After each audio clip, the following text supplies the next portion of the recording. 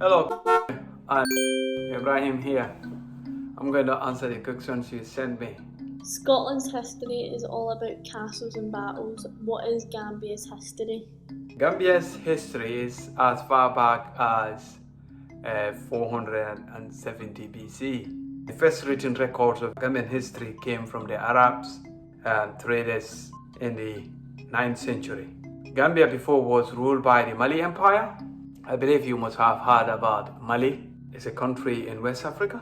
The first Europeans to come to Gambia were the Portuguese, and they visited the Gambian River. And in 1713, the British took over from the French. The Gambia became under the British Empire. We don't have castles now, but we used to have castles before the scramble of Africa, when the Europeans came to divide it into parts. Gambian soldiers used to fight alongside the British soldiers in World War I and in World War II as well. Gambia gained its independence in 1965, but became republic in 1970. Scotland had its own kings and queens. Did Gambia have kings and queens? We have kingdoms and kings and queens before the scramble for Africa, or before the colonization of the European countries. What does Black History Month mean to you? Black History Month is an annual celebration of Black achievement. I think you know this already, but I wouldn't say West Africans don't celebrate Black History Month, because those Black History Month is every month, so we celebrate it every month.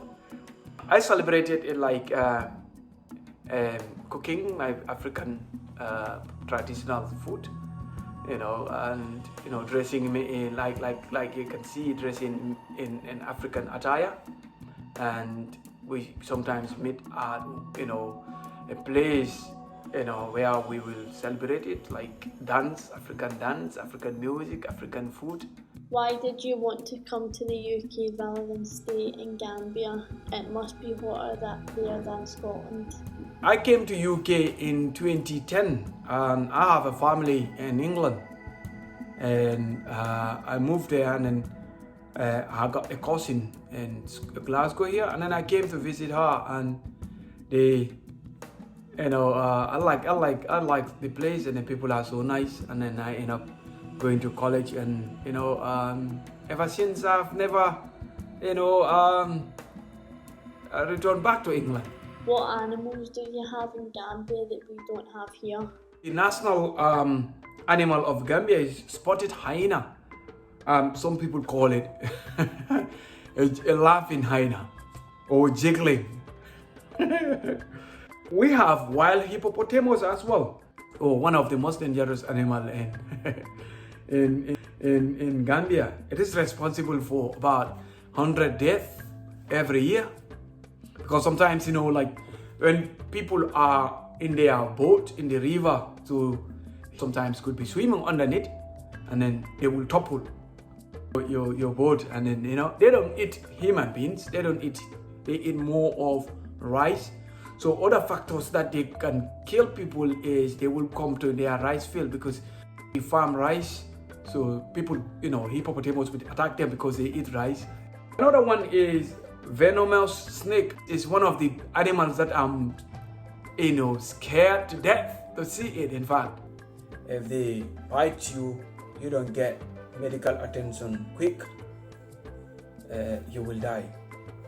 We have cobras, and we have black mambas as well. Very, very scary. So sometimes these black mambas can swallow a calf, a baby cow, or a baby cow. Yeah, they can. And sometimes people kill them, because when they swallow the whole animal, they cannot move, so they have to hide under the bush, so that the animal can decompose in their body, and they can throw out the bones. The deadliest among all these animals is I included mosquito, which will bite a person with malaria and then transmit it to another person. They kill people, man. They are one of these carriers of the deadly disease. We used to have, is it ospreys? I don't know if I pronounce it right. Ospreys from Scotland travel all the way to Gambia during winter time, during summertime, sorry. They fly to Gambia, feed for feeding, and then come back during winter and then lay eggs here. And then when it hatch, they travel with the kids also back to Gambia. Because Gambia is one of the best places in West Africa for bird seeing. But people go there, a lot of British and then Europeans go there, for tourism and then mainly for bird watching. Do you have camels, and have you ever travelled with them through a desert? The only camels that we have there is for tourism purposes. People, the tourists will come there and then be using just to have fun. We don't have deserts, but we see our borders with Senegal. Senegal see our borders with Mauritania. Mauritania is a desert country. We take things for granted here in Scotland. What difficulties did you have in Gambia growing up? Yeah, I used to walk 10 kilometers to from school under the scorching sun and heat. I don't have laptop to do my assignment. I don't have electricity at the time to do my assignment. I used to light or lit candles. I don't have internet. I don't have phone. I don't have a bicycle. And I have to make my toys by my bare hand. People think if you're Scottish you go out in a kilt. What is Gambia's national dress?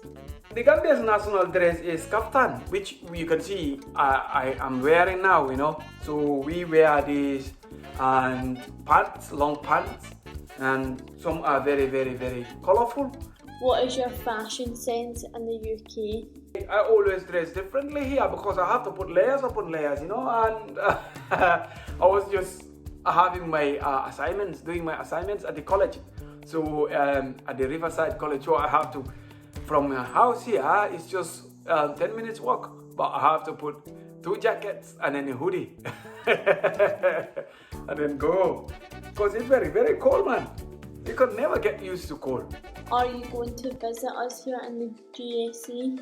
One day I would like to visit you, and we can have one-to-one, and then maybe you may ask questions more. You may have more questions to ask, which I would be interested to answer them all. And thank you once again, and for these great questions. And then I hope you like my answers, and then you learn more and something new and about Gambia and then Black History Month. Thank you very much for your time, and as I said, I hope to see you soon, and then hopefully, fingers crossed, COVID is over and then things goes back to normal. Thank you very much. Thank you, Ibrahim.